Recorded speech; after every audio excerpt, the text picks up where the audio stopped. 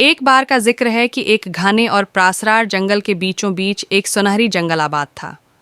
اس جنگل کے درختوں کے پتے طلائی رنگ کے تھے جو دھوپ میں چمکتے تو ایسا محسوس ہوتا جیسے زمین پر ستارے بکھر گئے ہوں۔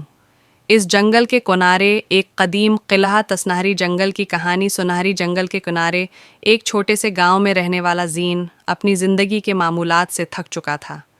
گاؤں کے بزرگ ہمیشہ سناتے تھے کہ جنگل کے اس پار ایک جادوئی قلعہ ہے جہاں ہر خواب پورا ہو سکتا ہے، لیکن وہاں جانے کی جرات کبھی کسی نے نہیں کی۔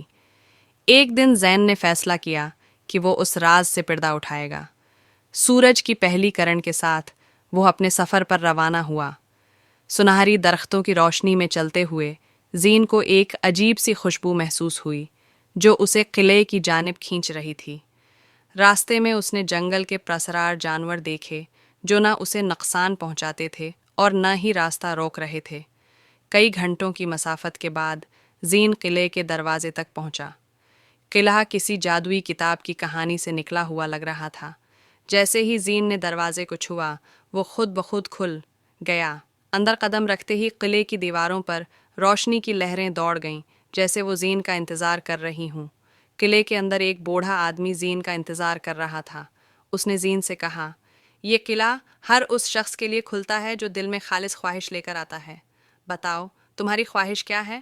زین نے کہا، میں اپنے گاؤں کو خوشحال دیکھنا چاہتا ہوں جہاں ہر شخص خوشی سے جیے۔ بوڑھے نے مسکرا کر کہا، تمہاری خواہش نیک ہے، جاؤ، یہ جادوئی بیج لے جاؤ اور گاؤں میں بو دو۔